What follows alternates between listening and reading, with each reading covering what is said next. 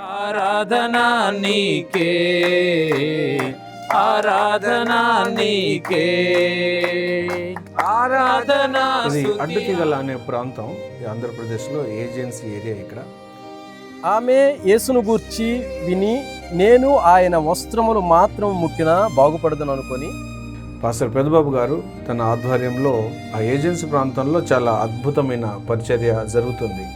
అద్భుతమైన పరిచర్య అనే కంటే ఇది భారంతో కూడినటువంటి పరిచర్య. అక్కడ ఉన్నటువంటి వారు చాలా ఆర్థికంగా పరమైన విషయాల్లో చాలా పేద స్థితిలో ఉన్నటువంటి వారు. అలాగే పిల్లలు, వారికి చదువు, తర్వాత ఆహారము, బట్టలు కూడా సరిగా లేనటువంటి పరిస్థితి. అది వారి దగ్గరికి వెళ్ళి ఈ పాస్ గారు తన సంఘం వారు వెళ్ళి అక్కడ వీలైనంత వరకు వారికి ఫ్రూట్స్, ఫలాలు, స్నాక్స్ ఇచ్చి వారికి సహాయం చేస్తూ ఉంటారు. యేసయ్యకు చప్పట్లు కొడితే, చప్పట్లు కొడితే. సహోదరుడు జాషువా గారు, అతను కూడా ఎంతో భారం కలిగినటువంటి వ్యక్తి. ఒక టీం ఉన్నారు, వాళ్ళందరూ కలిసి ఇక్కడ పరిచయం చేస్తారు.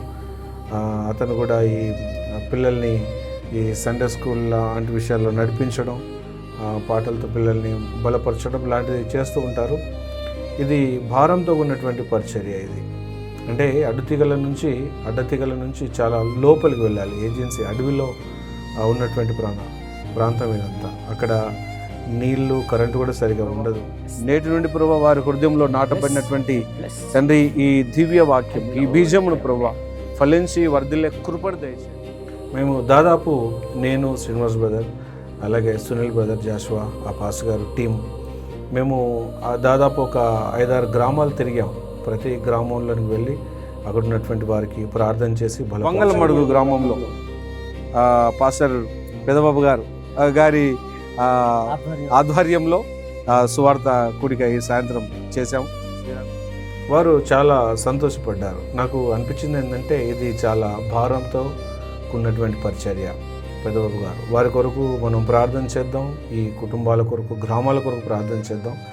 ఈ గ్రామాలు చాలా వెనుకబడి ఉన్నాయి. చదువులోనూ, ఆర్థికపరమైన విషయంలోనూ, ఆహారం విషయంలోనూ, సదుపాయాల విషయంలోనూ వారికి ఏ సదుపాయాలు కూడా సరిగా లేవు పాపం.